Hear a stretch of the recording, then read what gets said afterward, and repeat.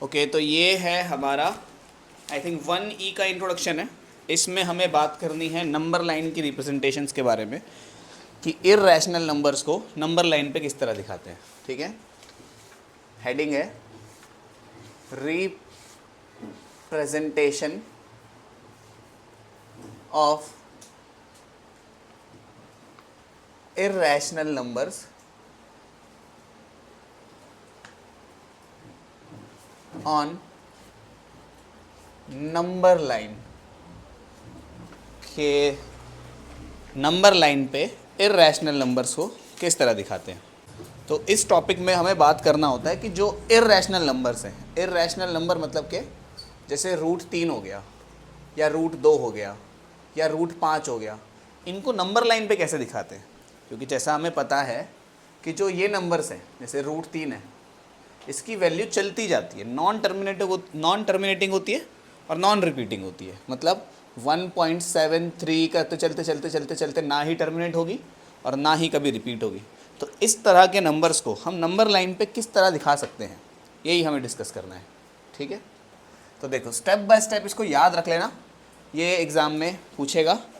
ठीक है, देखो पहले आपको क्या करना है, एक नंबर लाइन ड्रॉ करनी है। ठीक है, इतने में किसी को कोई परेशानी नहीं होनी चाहिए।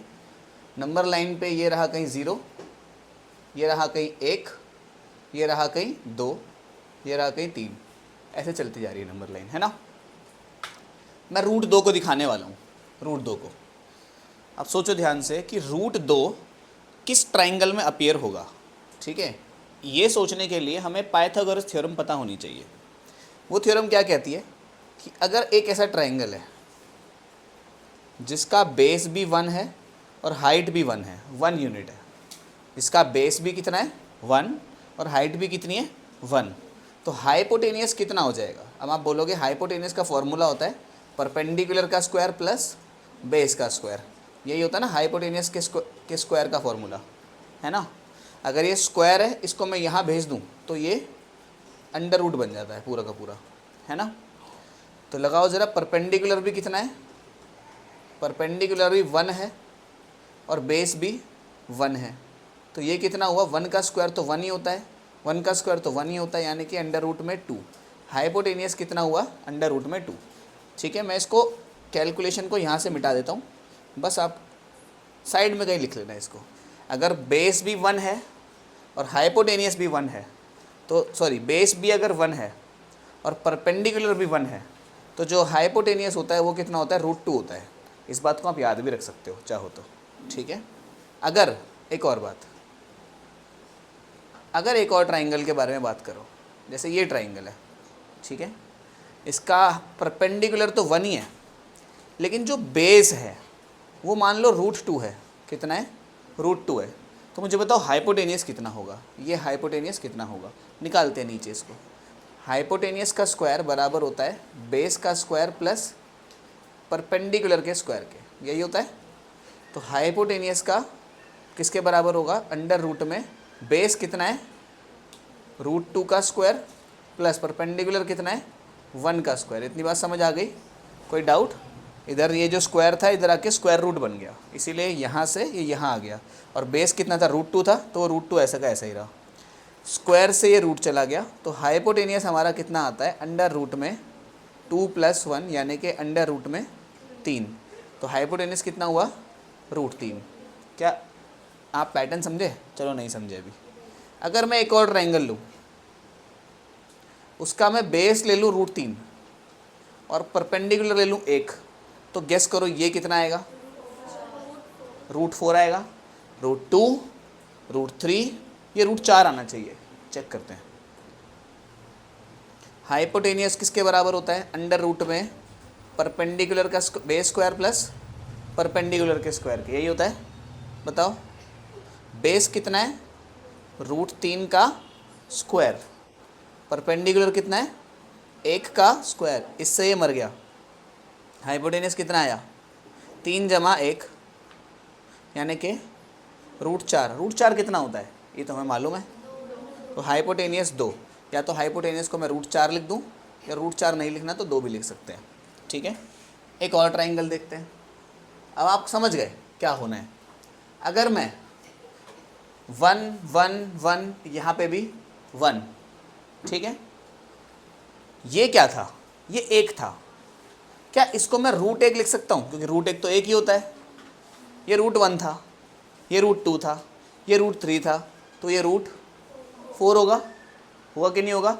और इसका हाइपोटेनस कितना होगा, बिल्कुल सही जवाब, √5।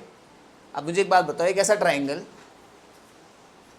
ट्राइंगल जिसमें ये तो 1 है, इधर √7 है, तो ये कितना आएगा, √8 आएगा। सिंपल सी बात, √8 आएगा। चाहे तो आप चेक करके देख लो, निकाल के देख लो। जैसे हाइपोटेनियस है, हाइपोटेनियस का स्क्वायर बराबर perpendicular square plus base square.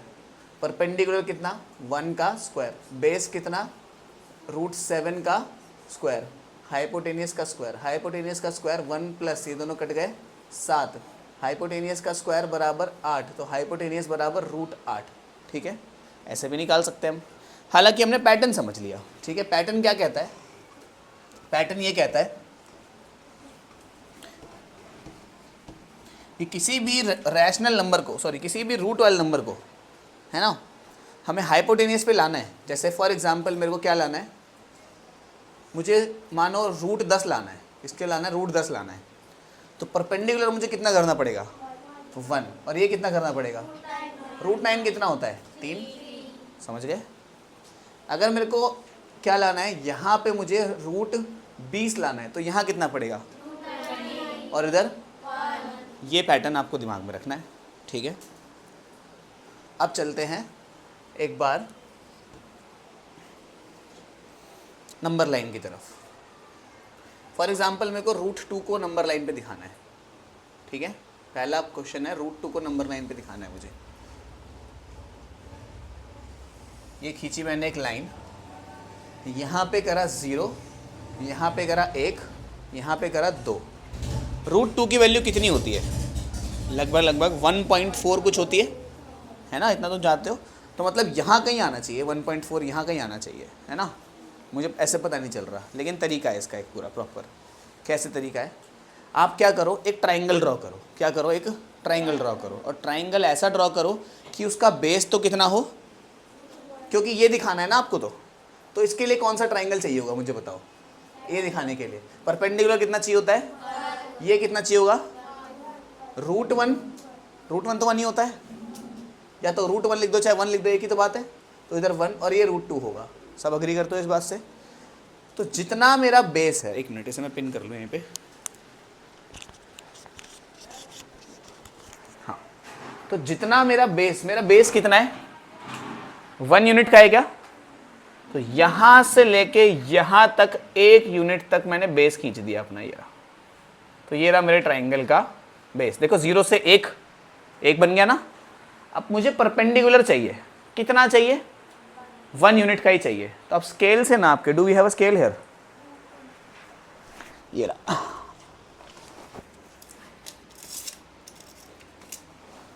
तो जितना, वैसे तो मैं ऐसे ही कर दूंगा, लेकिन पहले बार करा रहा हूं तो उसको ठीक से करा रहा हूं। तो जितना हमारा ये था, ये 20 सेंटीमीटर का है लगभग, उतना ही आपको एक परपेंडिकुलर भी डालना पड़ेगा। ठीक है, ये डाल दिया हमने एक परपेंडिकुलर ऐसे यहाँ तक का। ठीक है, थोड़ा टेढ़ा मेढ़ा बना है, कोई बात नहीं, आप कॉपी बनाओगे अच्छे से बनेगा। ठीक है, करा क्या है, जितना हमारा बेस था उतना ही हमने परपेंडिकुलर भी डाला है। जितना बेस था उतना ही हमने परपेंडिकुलर भी डाला है। ठीक है, ये भी कितना हो गया, 1, ये भी कितना हो गया, 1। इसे हटा देता हूँ। ये 90 डिग्री है क्या। अब मुझे बताओ इसका हाइपोटेनस कितना होगा, इसका कितना होगा, कितना होगा, √2 होगा। थोड़ा बड़ा लिख देते हैं, दिख नहीं रहा होगा, √2 है ना। कोई दिक्कत परेशानी। अब आपको क्या करना है, कंपास लेना है। कंपास जानते हो क्या होता है, उसके पिन को यहाँ लगाना है इधर, और उस कंपास को खोलना है यहाँ तक का। अब ये कंपास कितनी दूरी पे खुला हुआ है, अब ये इसकी लेंथ कितनी है, दोबारा से पेन देना, एक और दो। कंपास की पिन को मैंने यहाँ लगाया, जो उसकी निप होती है, और उसकी जो आगे की जो लेंथ थी उसको मैंने यहाँ तक खोल दिया ऐसे। अब ये कंपास की लेंथ कितनी खुली हुई है, अभी ये फिक्स हो जाता है ना कहीं, तो एक जगह फिक्स है मानो ये। तो ये कितनी लेंथ है अभी, अरे यहाँ से यहाँ तक की कितनी दूरी थी? तो ये भी रूट 2 पे ही है क्या? तो मुझे पता लग गया रूट 2 लेंथ कितनी होती। कहाँ? यहाँ पे भी मैं रूट 2 लेंथ नाप सकता हूँ। ये दोनों पॉइंट्स को ऐसे डालूंगा, है ना, कहीं पे भी मैंने ऐसे करा तो ये दोनों पॉइंट को ऐसे डालूंगा, बीच में सीधी लाइन खींचूंगा, ये भी रूट 2 लाइन खींचेगी। क्या इतनी बात समझ आई? पक्का? तो मैंने क्या करा, इसको तो यहाँ रखा और इसको यहाँ रखा और यहाँ से रख के ऐसे करके एक लाइन डाल दी हमने, समझ रहे हो? ऐसे आर्क लगा दी एक, जैसे इसको ऐसे फिक्स किया यहाँ पे और इसको ऐसे करके एक आर्क लगा दी यहाँ पे, समझ रहे हो? ये एक ऐसे सर्कल की आर्क है, पूरे सर्कल नहीं खींचना मैंने, सिर्फ एक आर्क लगाई। क्यों लगाई? क्योंकि मुझे ये पॉइंट पे रूट 2 चाहिए था। अब क्या, यहाँ से लेके इसे हटाते हैं, अब क्या देखो, यहाँ से लेके यहाँ तक की दूरी कितनी हो गई? मुझे बात बताओ एक, क्या ये रूट 2 हो गई? हो गई, बिल्कुल। समझ गए क्यों हो गई रूट 2? क्योंकि जो हमारा कंपास था उसको रूट 2 तक फंसा रखा था हमने, यहाँ से लेके यहाँ तक की दूरी रूट 2। तो अब उसको अगर मैं ऐसे पूरा सर्कल भी बनाता तो सर्कल की पूरी रेडियस कितनी रहती? मानो मैं इसको पूरा एक सर्कल बनाता ऐसे करके, इस सर्कल की रेडियस कितनी रहती? मतलब यहां से यहां तक की दूरी रूट 2, यहां से यहां तक की दूरी रूट 2, यहां से यहां तक की दूरी रूट 2, यहां से लेके यहां तक की दूरी रूट 2। और यही तो चाहिए था हमें, नंबर लाइन पे रूट 2 को दिखा दिया, खत्म कहानी। बात समझे? थोड़ा सटल तरीका है लेकिन अच्छा है ना? क्लियर? इतने समझ आ गया सबको? ओके, अब हम बात करते हैं रूट 3 की। रूट 3 को कैसे दिखाएंगे? ठीक है, ये 1E में देखो, 1E जो लेक्चर है, पहले तो रूट वाले नंबर को दिखाते हैं इसमें, रूट 2 को दिखाओ, रूट 3 को दिखाओ, रूट 10 तक सारे दिखाएंगे हम एक एक करके, है ना? सबका सही सेम ही तरीका है। फिर पॉइंट वाले नंबर्स आएंगे, उनका अलग तरीका है थोड़ा सा, ठीक है? तो ये एक्सरसाइज में भी सेम ही चीज़ है, एग्जाम्पल में भी सेम ही चीज़ है, तो एक ही बार करेंगे बस इसे हम, ठीक है? तो इसे हटाता हूँ मैं। अब मुझे किसको दिखाना है? लेटर से मुझे रूट 3 को दिखाना है। किसको दिखाना है? एक एक करके दिखाते चलते हैं सबको। रूट 3 को कैसे दिखाएंगे? रूट 3 के लिए कौन सा ट्राइंगल चाहिए होगा पहले मुझे बताओ। बेस कितना चाहिए होगा? बेस कितना चाहिए होगा? रूट 2। बेस कितना चाहिए होगा? रूट 2।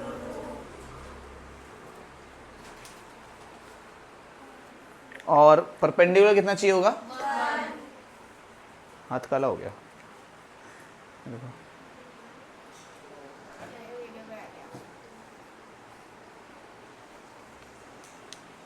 रूट 3 को नंबर लाइन पे दिखाना है हमें सेकंड वाले में। ये चीज़ मैं बोर्ड पे समझाने के लिए ऐसे ही कर दे रहा हूँ, आपको पूरा स्केल वगैरह से करनी है इस चीज़ को, ठीक है? एग्जाम में जब आएगा प्रॉपर स्केल से करके दिखाना पड़ेगा हर चीज़, स्केल से, क्या कहते हैं उसे, कंपास से, ठीक है? 90 लग रही है तो ठीक है। ये जैसे एक लाइन खींची मैंने, तो रूट 3 के लिए ट्राइंगल कौन सा चाहिए होगा? पहले ट्राइंगल साइड में ड्रॉ कर ले करो हमेशा। ये तो चाहिए, उल्टा बना दिया, उल्टा था सीधा था?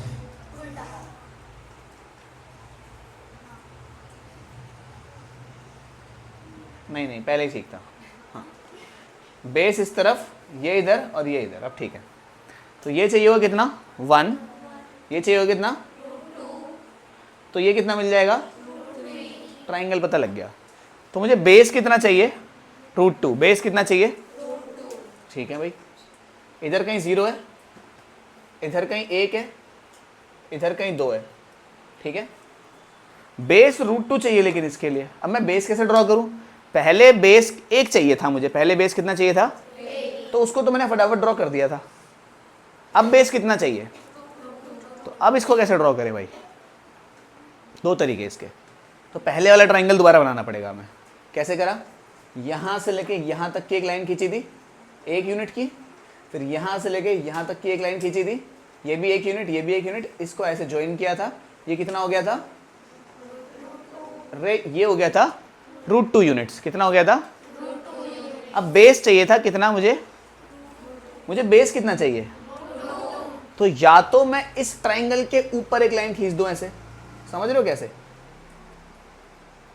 अब देखो, ये जो ट्राइंगल बना नया वाला 90 डिग्री वाला, ये भी 90 डिग्री है।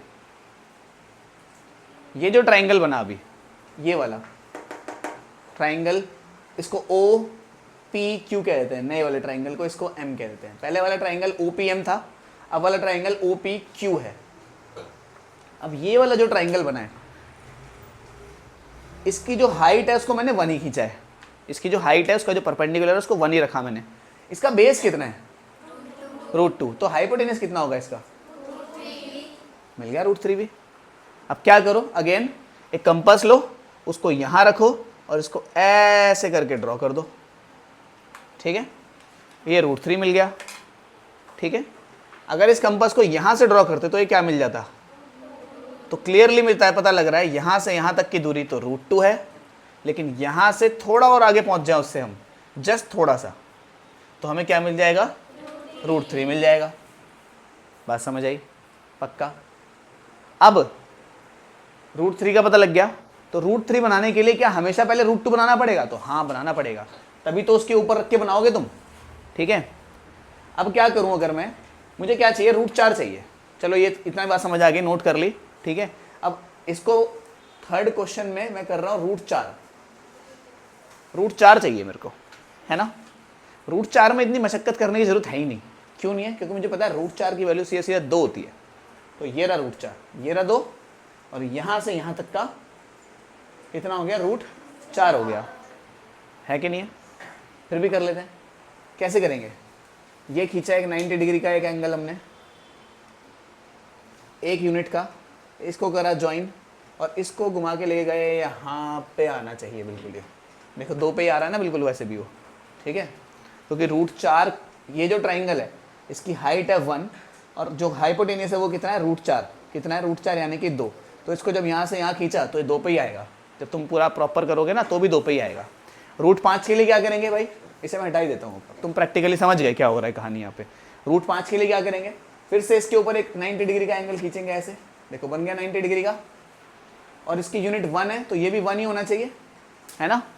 इसको ज्वाइन किया फिर से हमने ऐसे, ठीक है, और फिर इसको लेके गए ऐसे करके, मैं हेडिंग में हटा देता हूँ ऐसे,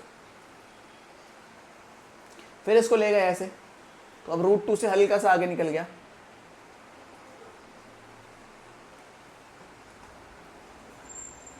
ये कितना बना होगा? रूट का √5 दिखा दिया।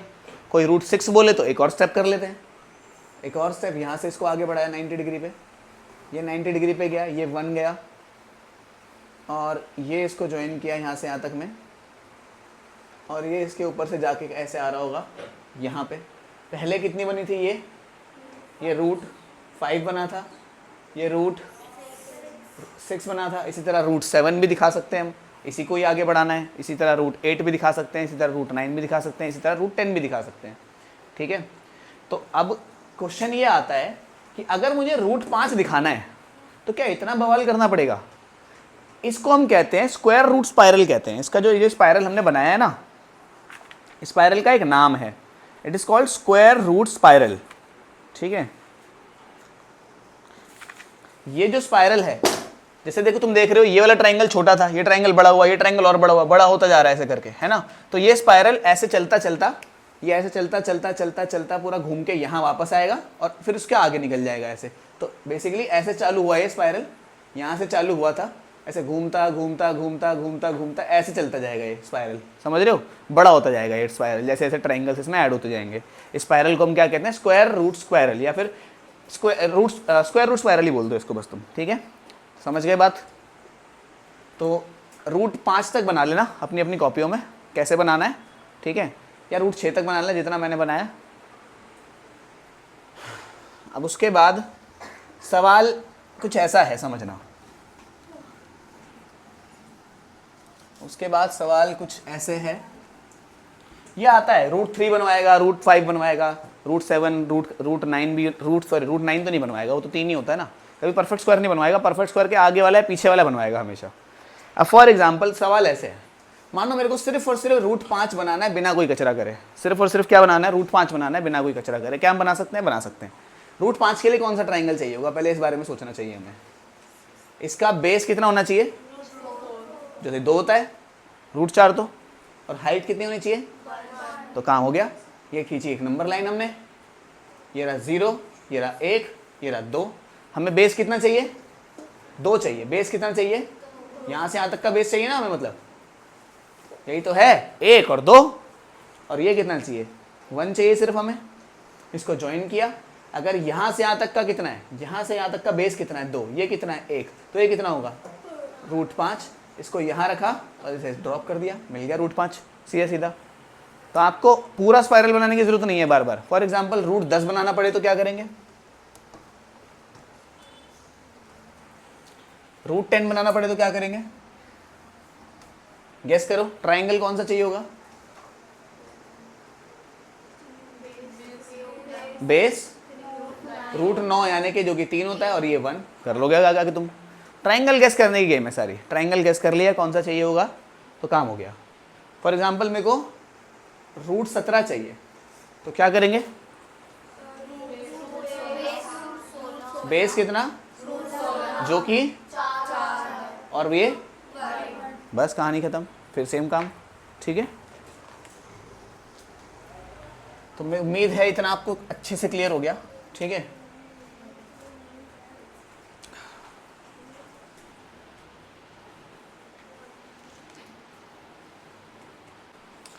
इस टाइप का क्वेश्चन नेक्स्ट होता है जिसमें हमें कोई पॉइंट वाला नंबर होता है 2.465, उसको नंबर लाइन पे दिखाना होता है। तो तरीका क्या है इसका, पहले अपनी सिंपली नंबर लाइन दिखाते हैं हम ऐसे इधर 0 1 2 3 4 5 एंड सो ऑन, इधर भी और इधर भी। हमें पता है 2.45 जो आएगा 2 और 3 के बीच में आएगा, 2 से तो बड़ा है लेकिन 3 से छोटा है, तो 2 को इधर सर्कल किया, 3 को इधर सर्कल किया। इस 2 को यहाँ लिख लेते हैं और इस 3 को यहाँ लिख लेते हैं ताकि गैप बन जाए। इनके बीच में हम जानते हैं 9 नंबर होते हैं, 2.1 2.2 2.3 2.4 2.5 2.6 2.7 2.8 2.9 के बाद 3.0 है ना। तो 2.4 के बाद 6 आ रहा है, 2.4 के बाद 6 आ रहा है, तो कहाँ जाए, 2.4 और 2.5 के बीच में जाएंगे। देखो ना 2.4 तो है इधर, 2.4 से हल्का सा बड़ा है, 2.5 से थोड़ा सा छोटा है, 2.5 लिखा है ना। तो 2.4 पे फिर से सर्कल किया, इसको यहाँ लेके गए, 2.4 इधर लिखा, इस पे सर्कल किया, इसको यहाँ लेके गए, 2.5 इधर लिखा। अब इनके नंबर बीच के, इधर 2.41 2.42 2.43 2.44, ऐसे चलते चलते चलते चलते, अच्छा एक और नंबर लिख लेते हैं यहाँ पे, 2.45 2.46, लास्ट नंबर क्या आएगा 2.49 आएगा, आखिरी नंबर है ना। हमें 2.46 के बाद एक और नंबर चाहिए 2.465, तो 4 6 के बाद वैसे यहाँ पे क्या आता 2.47, सारे लिख देते हैं चलो, 2.47 2.48 2.49, ठीक है, थोड़ी घिचपिच हो गई, गैप मैनेज कर लेना तुम लोग। तो 2.465 यानी कि 2.46 और 2.47 के ठीक बीच में आएगा। इसको यहाँ रखा 2.46 इधर, इसको यहाँ रखा 2.47 इधर। अब बताओ क्या नंबर बनेंगे बीच में, इधर 2.461 2.462 2.463 2.464 2.465 2.467, ऐसे चलते आना। हमें 2.465 चाहिए था और वो रहा नंबर फाइनली जो कि मिल गया, ठीक है। और अगर इसके पीछे और नंबर होते हैं, जैसे पॉइंट के बाद 4 डिजिट होते हैं, तो उसको हम और फर्दर ओपन करते हैं। तो जैसा कि मैंने बताया था 2 और 3 के बीच में ही इतने नंबर मिल गए, है ना, 2 और 3 के बीच में ही, ठीक है। तो इस वजह से किन्हीं भी 2 रैशनल नंबर्स के बीच में इनफाइनाइट रैशनल नंबर्स होते हैं, ठीक है। सेम इर्रेशनल नंबर के लिए भी होता है। जैसे एक और नंबर ट्राई करते हैं, ठीक है, इस टाइप का, फिर मैं बाकी तुम लोग कॉपी में कर लेना इसको, ठीक है।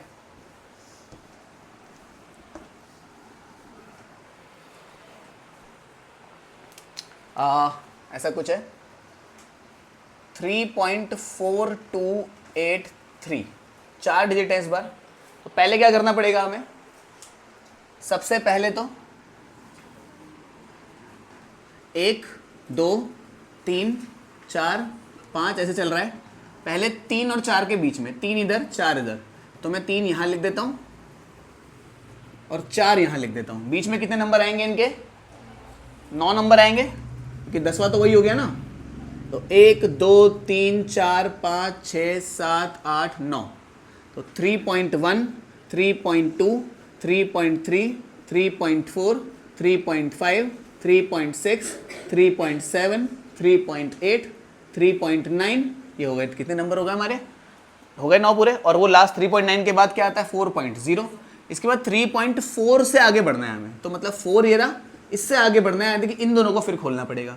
3.4 मैंने यहाँ लिखा, 3.4 ये रहा, 3.5 को मैंने यहाँ लिखा, 3.5 ये रहा।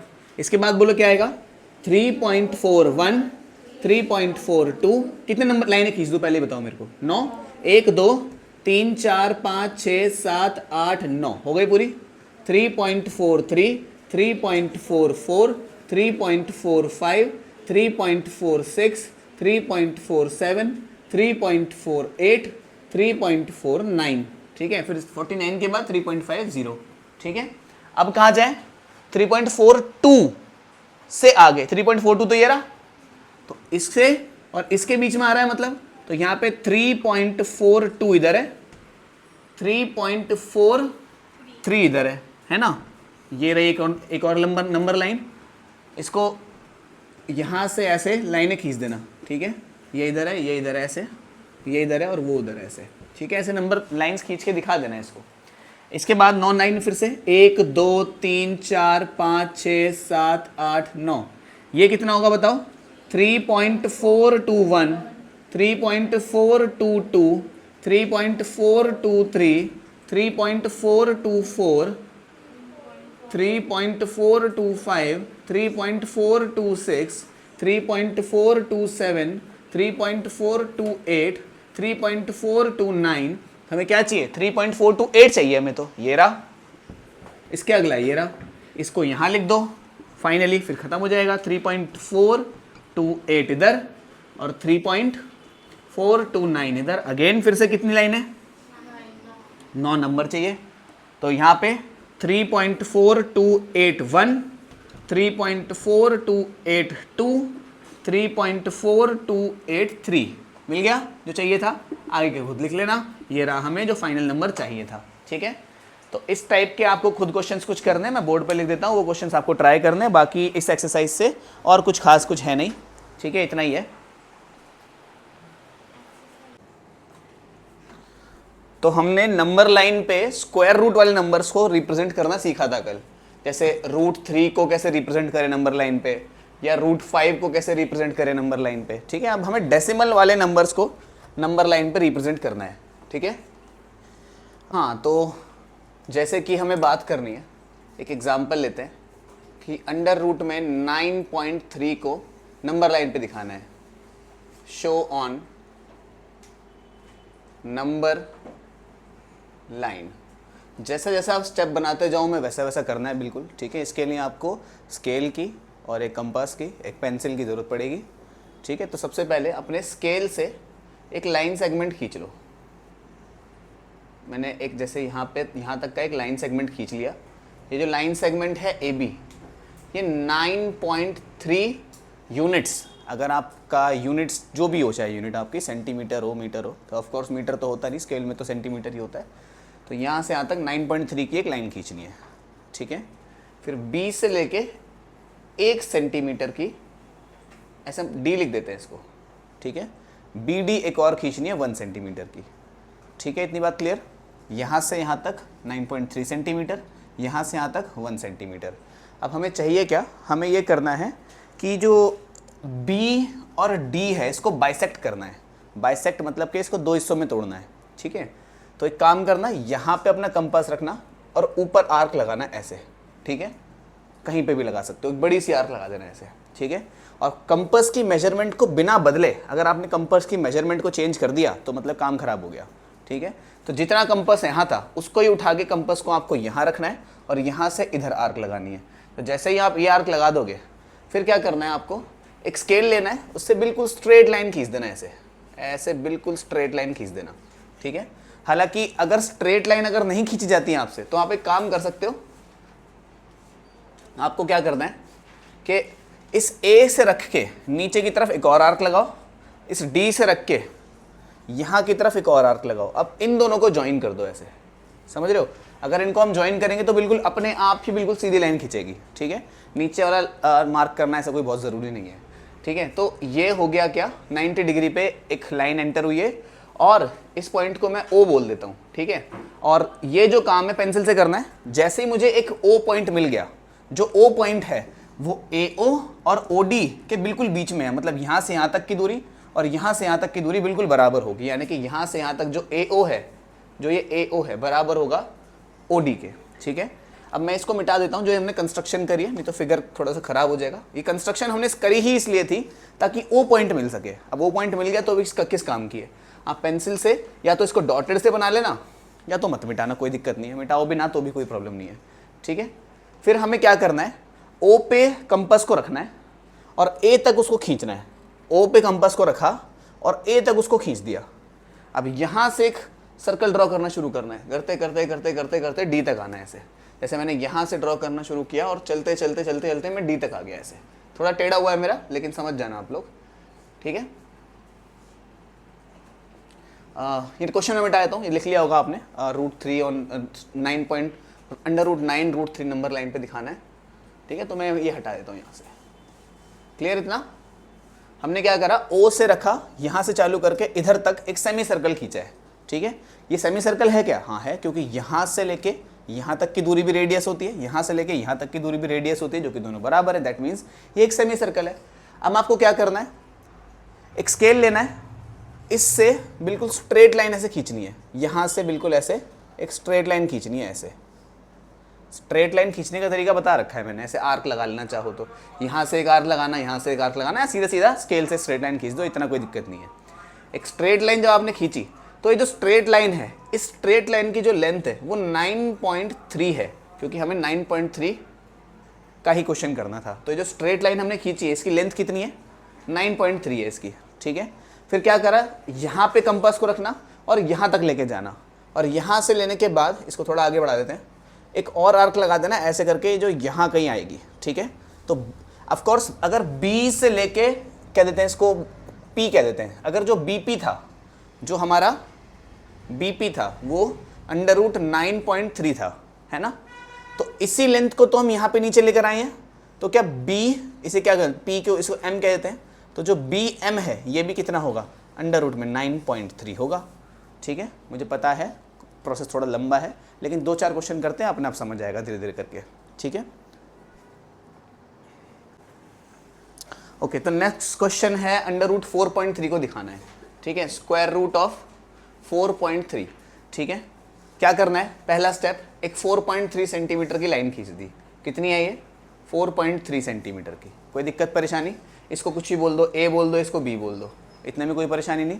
फिर बी से लेके सी तक एक और खींच दी, जो कि ये कितनी होनी चाहिए, 1 सेंटीमीटर की। कोई परेशानी इतने में।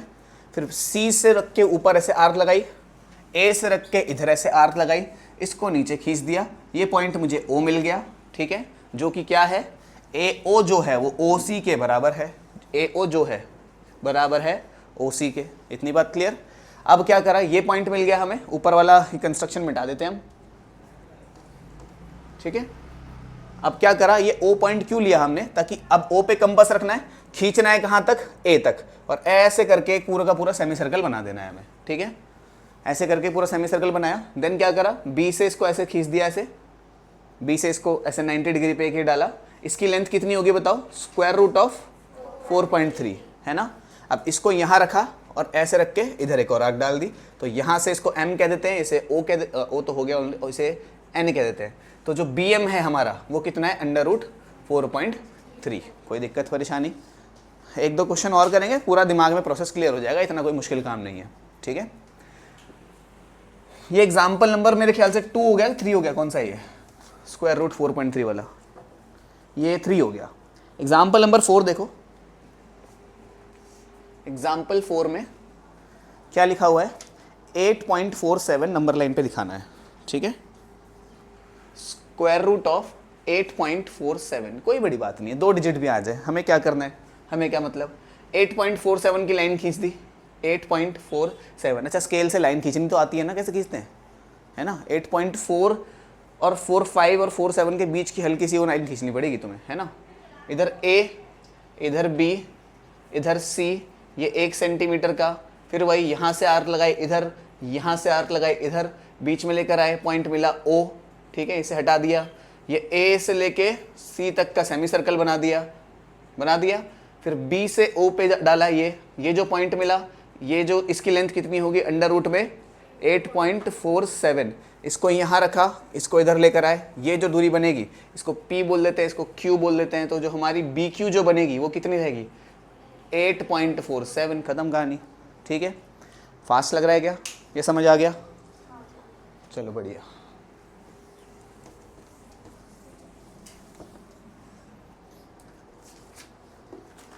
अब जो एक्सरसाइज है उसके अंदर जो मेन क्वेश्चंस हैं वो आपको खुद करने हैं। ठीक है, क्वेश्चन एक तो ये कर लेना, √3, √5, √10 और √8। ठीक है, √3, √5, √10, √8। फिर अगला है √4.7, √10.5। पहले इतना देखते हैं। ठीक है, एक्सरसाइज में ये क्वेश्चंस हैं, तो मेरे ख्याल से सारे के सारे आपसे आराम से हो जाएंगे। बताओ कौन सा कराऊँ, एक बता दो कोई। √10 कराऊँ पहले, ये वाला कैसे करते थे? इसके लिए ट्राइंगल याद करना पड़ता था हमें। अगर हमें √10 यहाँ चाहिए तो इधर कितना चाहिए होगा, जो कि कितना होता है इधर 1। अब तो मेरे ख्याल से कर ही लोगे। लाइन खींचना है, इधर 0, इधर 1, इधर 2, इधर 3, यहाँ से यहाँ तक का मिल गया हमें 3, इधर से इधर तक का मिल गया 1, इसको इधर ज्वाइन करा, इसे आर के यहाँ लगा दी, खत्म कहानी। ठीक है, तो मेरे ख्याल से यार हो जाएगा सारा, कोई बहुत बड़ी बात नहीं बची नहीं इसमें, है ना। अब ये जो पॉइंट वाले हैं इसमें से भी एक करा देता हूँ। ये 10√5, ये 10.5 वाला यहाँ पे डाला, इधर ये कितना 10.5, ये कितना 1, A B C, यहाँ से आर्क ऊपर, यहाँ से आर्क इधर, इसको नीचे लेकर आए, पॉइंट मिला O, इसको हटा दिया, फिर इसको इससे ज्वाइन करते हैं ऐसे करके, फिर B को ऊपर जोड़ देते हैं, यहाँ से फिर एक और आर्क डालते हैं, फिर मिल गया यहाँ से यहाँ तक का हमें 10.5। तो अब मेरे ख्याल से कोई बहुत मुश्किल काम नहीं बचा, अब तुम लोग आराम से कर लोगे इसको। तो ये है RS अग्रवाल की 1E एक्सरसाइज। इसका ये वाला जो 8th क्वेश्चन है ये अपने में नहीं है, कटा हुआ है सिलेबस से। ठीक है, अगर होगा तो मैं एक इस प्लेलिस्ट में लगा दूंगा, नई किताब में अगर होगा तो। हालांकि ये है 3.765, ये वाला आपको खुद करना है, आता है कैसे करते हैं। ठीक है।